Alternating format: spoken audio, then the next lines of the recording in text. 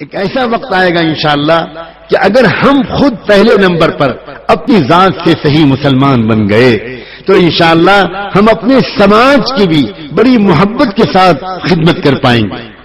ہمارے دل میں کسی سے نفرت نہیں ہونی چاہیے, ہمارے دل میں کسی سے دشمنی نہیں ہونی چاہیے, قطعاً نہیں. انبیاء علیہ السلام انتقام لینے والے لوگ نہیں تھے, بدلہ لینے والے لوگ نہیں تھے. انبیاء علیہ السلام معاف کرنے والے لوگ تھے. ہمیں سب سے پہلے اپنے آپ کو پورے دین پر لانا ہے. اسی کو کہتے ہیں توبہ. توبہ کہتے ہیں زندگی کو بدلنے کو, توبہ کہتے ہیں زندگی کا رخ بدلنے کو. اور اس کے لیے آپ کو ایک فیصلہ کرنا ہی پڑے گا. اللہ توفیق دے. آج آپ توبہ کریں اور پھر فوراً بلا تاخیر یہاں کے علماء سے پوچھیں کہ مجھے اپنی زندگی کو بدلنا ہے, میں کیا کروں, میں کہاں جاؤں. یہ جو کہا جاتا ہے کہ بھئی کچھ اچھے ماحول میں رہو, کسی اللہ والے کے پاس جاؤ, کچھ اللہ والوں کی نظر تم پر پڑے, اللہ کو صبح شام یاد کرنا سیکھو, اپنے دل کو بدلنا سیکھو, اپنے جذبات پر قابو پانا سیکھو, اپنی تمناؤں کو بدلنا سیکھو. یہ بلا وجہ نہیں کہا جاتا. اگر آپ کو اتنی بڑی تبدیلی باہر کے سماج میں لانی ہے تو پہلے اتنی بڑی تبدیلی اپنے اندر لانی پڑے. اور اپنے اندر لانے کے لیے ماحول سب سے بڑا مددگار ہے. سب سے زیادہ مددگار یہ ہے کہ آپ اچھے ماحول میں جاؤ. کسی سمجھدار آدمی سے پوچھو کہ میں اپنے آپ کو بدلنا چاہتا ہوں.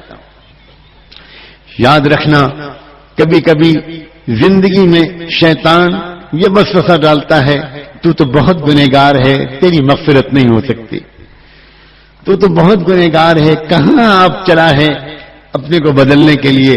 خبردار, اس وسوسے سے اپنی حفاظت کریں. اللہ بہت مہربان ہے, اللہ تعالیٰ بہت کریم ہے.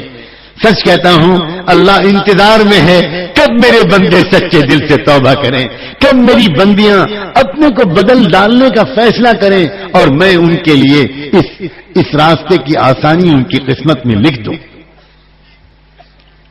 ایک واقعہ سناتا ہوں, بس پھر اس پر اپنی بات مکمل کروں گا. بڑا ہمت بڑھانے والا واقعہ ہے. کئی سو سال پرانی بات ہے. ایک شخص بڑا مالدار تھا, تھوڑے دن کی بیماری کے بعد اس کا انتقال ہو گیا. اس کا اکلوتا بیٹا تھا, نوجوان. اب جب کسی نوجوان کو مفت میں لاکھوں کا مال مل جاتا ہے تو اکثر وہ نوجوان اس مال کو صحیح نہیں خرچ کر پاتے. چنانچہ یہی حال اس نوجوان کا ہوا. شراب, شباب, کباب, ہر قسم کی بدکاریوں میں, گناہوں میں, برائیوں میں وہ پھنس گیا. ماں, اس کی بیوہ ماں بہت نیک تھی, بار بار اپنے بیٹے کو سمجھاتی تھی, خوشامد کرتی تھی کہ بیٹا یہ سب مت کرو, یہ تباہی کا راستہ ہے, یہ ہلاکت کا راستہ ہے. لیکن جوانی کا نشہ, مفت کی دولت کا نشہ اس نوجوان کی سمجھ میں کچھ نہیں آتا تھا.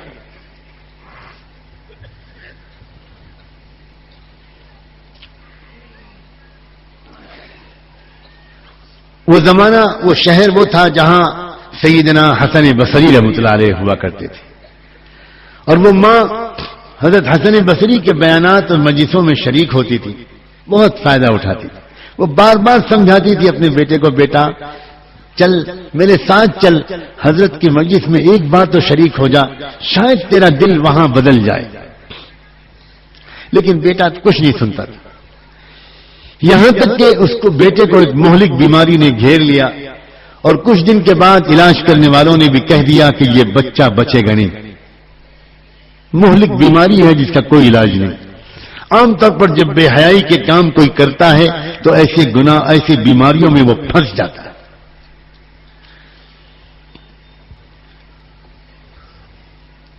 سمجھاتی رہی ماں, لیکن بیٹا نہیں مانا. یہاں تک کہ بستر سے لگ گیا اور دن بدن اپنی موت سے قریب ہونے لگا. ایک وقت آیا کہ خود نوجوان بیٹے کو بھی اس بات کا احساس ہونے لگا کہ اب میں نہیں بچوں گا. تب اس کے دل میں تھوڑی سی ایک فکر پیدا ہوئی اور اس نے اپنی ماں کی خوشامد کی کہ ماں میں توبہ کرنا چاہتا ہوں مگر مجھے توبہ کرنا نہیں آتا. بہت سمجھاتی رہی آپ مگر مجھے توفیق نہیں ملی. اب تو میں سمجھ رہا ہوں کہ میں بس صبح شام کا مہمان ہوں. آپ ایک کام کریں, آپ چلی جاؤ حسن بصری کے پاس, وہ تو بڑے اللہ والے ہیں, ان سے یہ کہہ دو کہ ایک نوجوان توبہ کرنا چاہتا ہے, گنہگار ہے, بدکار ہے, لیکن اس کو توبہ کرنا نہیں آتا. وہ آ جائیں, مجھے توبہ کرا دیں, میں توبہ کر لوں گا تو میں بچ جاؤں گا. ماں خوش ہو گئی, جلدی سے تیار ہو کر گئی پردے کے ساتھ, ان کی خدمت میں حاضر ہوئی, سلام کیا, تعارف کرایا. حضرت میں وہ بیوہ عورت ہوں جو میں بار بار اپنے بیٹے کے لیے آپ سے دعا کے لیے کہتی تھی. آج اس بیٹے نے مجھے بھیجا ہے, اب بستر سے لگ چکا ہے, موت قریب ہے, مگر اس نے یہ کہہ کر بھیجا ہے اگر حضرت تشریف لے آئیں گے مجھے توبہ کرا دیں گے, میں توبہ کر لوں گا. میں توبہ کرنا چاہتا تو ہوں مگر مجھے توبہ کرنا نہیں آتا. حضرت آپ چلے چلیے, بڑا احسان ہوگا, اب توبہ کرا دیں. حضرت حسن بصری نے کہا کہ نہیں بھائی میں اس وقت تو نہیں جا سکتا, مجھے تو درس دینا ہے. سینکڑوں اور ہزاروں لوگ درس حدیث کے لیے بے چین انتظار میں بیٹھے ہیں, میں اس وقت تو نہیں جا سکتا. معذرت کر لی انہوں نے. ماں بیچاری اداس واپس آ گئی. بیٹا دروازے کو تک رہا تھا. ماں کیا ہوا؟ ماں نے کہا بیٹا تو بڑا بدنصیب ہے, میں زندگی بھر تجھے ان کے پاس لے جانے کی بات کرتی رہی, تو نہیں گیا, آج ان سے کہا تو وہ نہیں آئے, تیرا نصیب ہی خراب. بس بیٹا رونے لگا. روتے روتے اس نے کہا ماں گواہ رہنا, میں اپنے اللہ سے توبہ کرتا ہوں. اور کہنے لگا اللہ آپ مغفرت کے لیے حسن بصری کے محتاج نہیں ہیں, اللہ آپ ان کی آمد کے محتاج نہیں ہیں. اللہ دنیا کا سب سے بڑا مجرم بندہ اس وقت آپ سے معافی مانگ رہا ہے, اللہ مجھے معاف کر دیجئے. میں جان رہا ہوں اب میں آپ کے پاس آنے والا ہوں, اللہ مجھے سزا مت دیجیے گا, اللہ مجھے معاف کر دیجیے گا. یہ کہا اور یہ کہتے کہتے ماں سے کہنے لگا ماں میں چلا, اور چلنے چلتے دو باتیں کہتا ہوں, مان لینا مجھے مرنے کے بعد مسلمانوں کے قبرستان میں مت دفن کرنا, مجھے اسی گھر کے کسی آنگن کے کونے میں دفن کر دینا.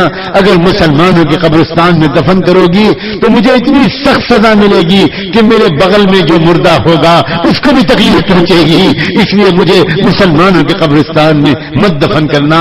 ماں اور دوسری بات یہ ہے میرے مرنے کے بعد اپنے دوپٹے چادر سے میرے گلے میں پھندا ڈالنا اور میری لاش کو مرے ہوئے کتے کی طرح اس شہر کی سڑکوں اور گلیوں میں گھسیٹنا, تاکہ میرے دوست نوجوان ساتھی یہ دیکھیں کہ اس طرح کی زندگی گزارنے والے کا یہ حشر ہوتا ہے, شاید وہ پہلے ہی توبہ کر لیں.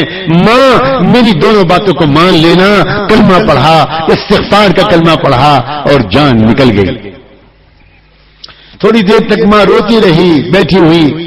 پھر کیا کرتی, کب تک بیٹھی رہتی؟ بچے کے جسم پر چادر ڈالی, محلے والوں سے جا کر کہا میرا بیٹا انتقال کر گیا, گھر میں اور کوئی مرد نہیں ہے, تم جانتے ہو, تم مدد کر دو میری. اس کو نہلانا, غسل دینا, کفن پہنانا, دفن کرنا, یہ سب تم کرو, اللہ تم کو جزائے خیر دے.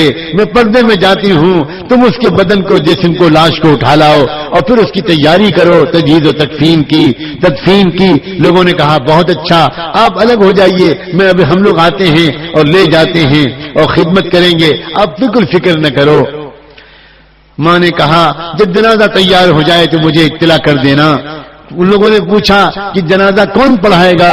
کہنے لگی آپ لوگ آپس میں مشورہ کر لینا, جس کے بارے میں مشورہ ہو جائے وہ نماز جنازہ پڑھا دے. پھر ایک دم سے ماں کو خیال آیا اور ماں اپنی مامتا سے مجبور, ماں اپنی محبت سے مجبور, ماں وہ ایک مرتبہ پھر برقع ہو کر حضرت حسن بصری کے پاس حاضر ہوئی اور وہاں جا کر پھر ایک مرتبہ کہا وہ نوجوان کے لیے میں آپ کے پاس آئی تھی کہ چل کر توبہ کرا دیجئے, اس کا انتقال ہو گیا ہے. حضرت میں آپ کو اللہ رسول کا واسطہ دیتی ہوں, ایک مرتبہ آپ اتنا کرم کر دیجئے, آ جائیے اور میرے بیٹے کی نماز جنازہ پڑھا دی. شاید آپ کی نماز جنازہ پڑھا دینے کی برکت سے میرا بیٹا سزا سے بچ جائے، اس کی مغفرت ہو جائے۔ حضرت حسن بصری سنتے ہی جلال میں آ گئے، کہنے لگے میں ایسے شخص کی نماز جنازہ نہیں پڑھا سکتا جس نے کبھی زندگی میں کوئی نماز نہ پڑھی ہو، میں نہیں پڑھاؤں گا۔ ماں پھر واپس آ گئی اور واپس آ کر اس نے محلے والوں سے کہا کہ آپ لوگ جس کے بارے میں رائے مشورہ ہو اس کو طے کر لیجئے گا اور وہ نماز پڑھا دے۔ سب تیاری کے بعد محلے والے مشورے کے لیے بیٹھے ہوئے تھے کہ کون نماز جنازہ پڑھائے۔ اتنے میں دروازے پر دستک ہوئی اور ماں دروازے پر گئی، پردے کا خیال کر کے پوچھا کون صاحب ہیں؟ تو باہر سے جواب آیا میں حسن بصری ہوں۔ ماں حیران رہ گئی، کہنے لگی حضرت آپ آ گئے، اللہ آپ کے درجے بلند کرے، اللہ آپ کے درجے بلند کرے، یہ آپ کی مہربانی ہے کہ آپ آ گئے۔ ٹھہریے میں بھاگ کے جاتی ہوں، کہیں لوگ نماز جنازہ شروع نہ کر دیں۔ کہنے لگے حضرت حسن بصری بہن پہلے سن تو لو کہ میں کیوں آیا ہوں، میں نے تو تم کو ڈانٹ کے بھگا دیا تھا، واپس کر دیا تھا، اس کے بعد میرے قیلولے کا وقت تھا، میں ذرا دیر کے لیے لیٹا، میری آنکھ لگی، مجھے ایسا سنائی پڑا جیسے اللہ مجھے ڈانٹ رہا ہے اور اللہ کہہ رہا ہے حسن تم میرے کیسے ولی ہو کہ تم میرے ایک دوست کی نماز جنازہ پڑھنے سے انکار کرتے ہو، جلدی جاؤ اور جا کر نماز جنازہ پڑھاؤ ورنہ تمہارے پاس جو کچھ ہے میں سب چھین لوں گا۔ بہن احسان میرا نہیں ہوگا، احسان تمہارا ہوگا، تم مجھ سے نماز جنازہ پڑھوا لو ورنہ میں ہلاک ہو جاؤں گا۔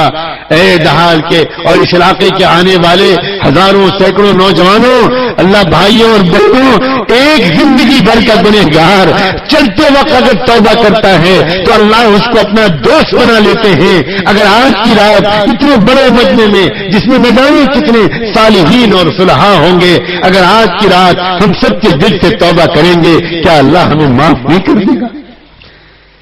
کیا ایک نئی زندگی ہماری شروع نہیں ہو سکتی؟ آج بڑی امیدوں کے ساتھ ہم اور آپ ہاتھ اٹھائیں اور اللہ تعالیٰ سے گر گرا کر مانگیں۔ یاد رکھنا جس طرح ایک بچہ جب اپنی ماں سے کسی چیز کے مانگنے کی ضد کرتا ہے تو وہ نہیں دیکھتا کہ پھوپھی کیا کہیں گی، خالہ کیا کہیں گی، باجی کیا کہیں گی، وہ روتا ہے، مچلتا ہے، ضد کرتا ہے، یہاں تک کہ اپنی بات منوا لیتا ہے۔ اللہ کرے کہ ہم اللہ سے جب مانگیں تو ہمیں اس بات کا بالکل خیال نہ رہے کہ پاس والے لوگ کیا کہیں گے۔ اللہ ہمیں تڑپ تڑپ کر مانگنے کی توفیق عطا فرمائے، اخلاص کے ساتھ مانگنے کی توفیق عطا فرمائے اور ہم کو ایک بار پھر ایسی امت بنا دے جو امت دنیا کے اندر ایک بار پھر وہ تبدیلی لے آئے۔ آج اللہ سے مانگنا ہے، معافی مانگنا ہے، ہدایت مانگنا ہے، آگے کے لیے توفیق مانگنا ہے، دین اور دنیا کی بھلائیاں مانگنا ہے۔ اللہ سچے دل سے توبہ کرنے کی اور گر گرا کر تڑپ تڑپ کر معافی مانگنے کی اللہ مجھے اور آپ کو توفیق عطا فرمائے۔